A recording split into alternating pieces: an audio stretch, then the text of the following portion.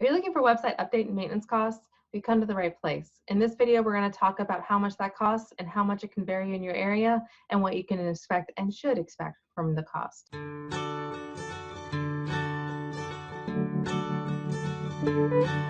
All right, so let's get into it. My name is Wendy. I'm with Creation Depot. I am a web designer of 21 years. So I am pretty with it on how much this is actually going to cost. So quick answer, usually it's around $100 an hour. I am currently $129 an hour, but that comes with decades of experience. So someone starting out would of course be much less.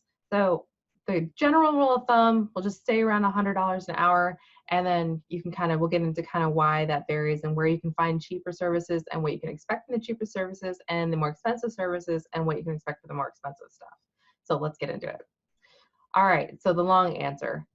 First of all, it depends completely on where you're at. For example, I am just outside the DC metro area, and I say that with a lot of grace because I used to be just outside the DC metro area, and now I'm like an hour and a half from it, and I'm still considered the DC metro area. I'm currently in Fredericksburg, which is a much smaller town, but all my clientele are in DC, so I'm able to charge more. So if I was working with rural, like in a more rural area, that cost would have to be like half of what I currently charge because there's just no way, no one will be able to afford it because there's not the income level around me to support local clients like that. However, since most of my clients are back up in DC, I can charge more. So it's kind of location independent, but also location dependent. It depends on who you're trying to serve. If you're trying to serve a local community, your charges are going to have to be less in order to be able to be something they can afford. Or you can do what I do and I charge in 15-minute increments. So example, I charge $129 an hour, but that's 15-minute increments. So if I'm just doing a text update on your team page or your about page, or just trying to fix a quick little problem for you, if it's 15 minutes or less, I just charge $32.50 or 25 cents, one or the other. So it's just kind of depends, it's like if it's going to be something more, of course I charge more. If it takes less, I charge less. I try to give a ballpark estimate of how many hours or how many minutes I think it's going to take, but get that sign off before I get started. And we're going to kind of get into why that might vary and why you want to kind of keep tabs on what you're going to order, because yeah, there's something called scope creep, and it tends to mess up a lot of small business owners. Let's start with the cheap stuff. You can find very cheap stuff on Upwork and Fiverr. And the reason that those areas are cheaper is because a lot of the people that work on there are from lower income areas, such as the Philippines. There are a lot of high skilled people there that charge almost nothing. Like you can get like $12, $10 an hour, like super cheap. But you got to be aware, because even though it's super cheap to them, $10 or $12 is like making like 30 or 20 or $30 an hour. Like it's significant, right? But to us, it doesn't cost much, so it would seem like a good thing to outsource to get that cheaper avenue. But there's problems that go along with that, and one of the main problems is distance. It's very easy for them just to pop off and go into the cyber world, like you just have no access to anybody, no repercussions. They're overseas. There's no legal ramifications for working for somebody from over there. There are, but the cost to pursue it is just astronomical. Like you just wouldn't want to do it. Like it just wouldn't. Same with Fiverr. Fiverr has a lot of overseas workers as well, but Fiverr is a whole gimmick is that you can get services for $5. So it's just like, it's basically like an entry level fee to get a client. And that's why people do it, so that they can just get the client, do some free work, and then have them as a recurring client later on. I have seen that backfire for both ends, both the customer and the person that's actually on there. Like both ends kind of get burned. And a lot of that is because the people that are on there tend to be newer. So they're trying to establish themselves. They're trying to get the portfolio. They're trying to get the clients. So they're doing the work for free so that they can build the portfolio, so they can not do it for free. So you're kind of getting what you pay for. So just keep that in mind with either one of these companies. I use Upwork a lot. I think the world of Upwork. I think it's great. I have established a lot of good developer relationships in there, people that do like the back ends of websites. But I'm also extremely tediously careful about who I pick on there. And it's Fiverr, I did one thing with them. I did like a voiceover for one of the things, and I was happy with what I got, but I don't know that I would do anything like give people access to my website on there. If you kind of get like the drift, like maybe I would be okay having somebody do a graphic, but I would not be okay having somebody access like my actual like content. One other thing you might want to keep in mind is that the code you might get, again, because a lot of these people are newer, the code that you might get in exchange for your money may not be as clean as like code that's done by a seasoned professional. And what I mean by that is that later on down the line, you might experience bugs if you try to implement something new. It might not work with what was just built because it wasn't built to accept new things, or the code might have a bug, or might have a security flaw, or might have, like, that's what I'm getting at, is that you kind of pay for what you get for on the developer side as well, not just on the design stuff. All right, and also just to get us all on the same page, and I probably should have done this first, when I talk about updates to your site, I'm not talking just, well, I guess I'm talking about two different things. The first thing is actually updating the software of your website, and then also updating the content of your website. Two completely different things, both called website updates. It's super confusing, I know. The updates for updating the software of your website. Now, if you have WordPress or Drupal or any kind of content management system, there are going to be regular updates that need to be done to that site. Why? We need to have the updates done because security flaws are found all the time. Somebody finds a new way to hack something. Somebody finds a new way to infiltrate something. Somebody finds a new way to take advantage of a flaw that WordPress has. So WordPress patches that, and then you have to run that patch in order to protect your website from what are called robots. They just kind of scan the web looking for sites that have these things so that they can then infiltrate the site and do whatever they need to do. So the easiest way to do that is just keep your site updated.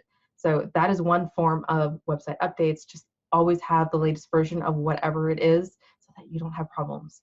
And updates can cause problems too. So it's sometimes nice to have that done by a professional who can backtrack it if they were not, like, you know, all that great with their update.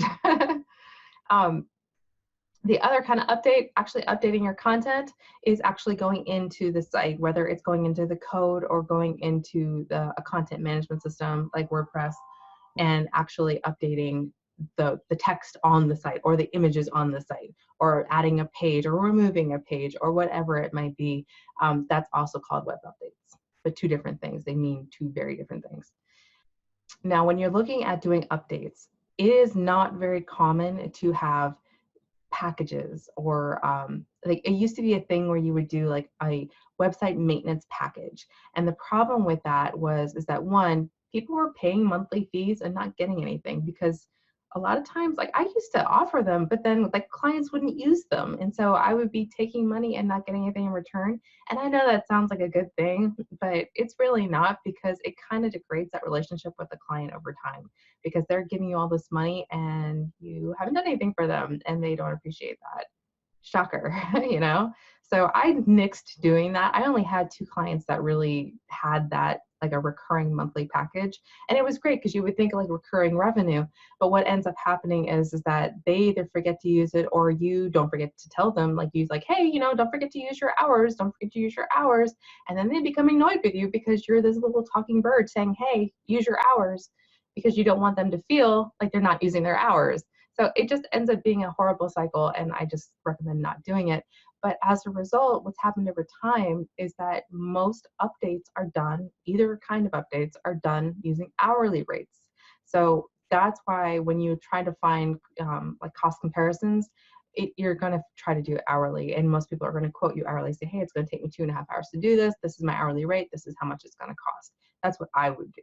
So when you look into Upwork or Fiverr or anything like that, they're going to give you a rate and say, hey, I think it's going to take this long. This is how much it's going to cost.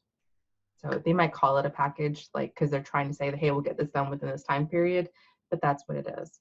Now, as a seasoned designer, I would say, hey, just so you know, if this goes bigger than what I expect, and this is our next thing, if this goes bigger than you would expect, I'm going to tell you, and I might not find out until halfway into the project. Now, let me tell you what I'm talking about. If you're doing a website update and you're doing, like, let's say you're updating WordPress, and I get in there and it turns out your database is corrupt. It works, but it doesn't work for the update because it's corrupted. Well, that's something I would never have known without going into the website and trying to run the update. So a proper WordPress backup means saving a copy of your database before I do anything, and then going in and then updating it in pieces, updating your plugins, updating the actual WordPress itself, making sure everything complies, making sure I run any theme patches, making sure everything is backed up and safe before anything ever happens, so I can backtrack if there's a problem. For example, a corrupted database. It is rare, but it does happen. And that's kind of sometimes you want to have a professional do it, because if something happens and your site goes out on you, your hosting company may or may not be able to backtrack it for you. For example, the hosting company that we use, that we resell for, actually does like 48-hour loop hosting backups, which means if your site's been broken for more than 48 hours, then you're just going to get a backup of the broken site. See what I mean? So it just writes over what's previously been backed up. So if you catch it in time, they'll just back it up to a time when it does work. But if you don't catch it in time, that broken site's going to be overwritten with a broken site. And that is standard. So I don't want you to think like, oh, well, that doesn't sound very good, I'm not going to use that. Standard.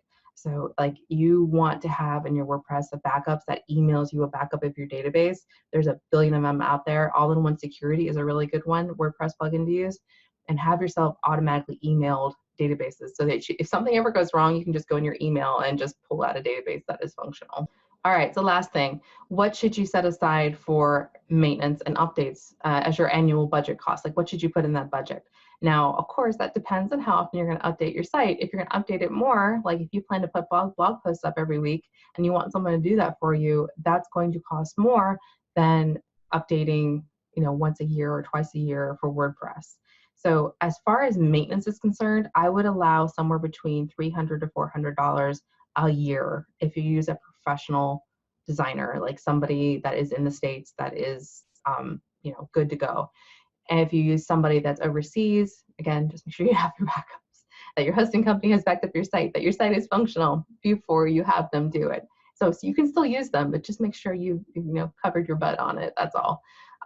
And that can be a lower number. Now, for doing updates, if you are going to be doing your blog posts every week and you want someone to format it for you, to do the images for you, to lay it out for you, I would say estimated like about an hour. And then, of course, hour times whoever you hire. If it's someone relatively new, you're probably like in the 50s, 60s. If you're looking for somebody that's more advanced, it's going to be upward 100 or more.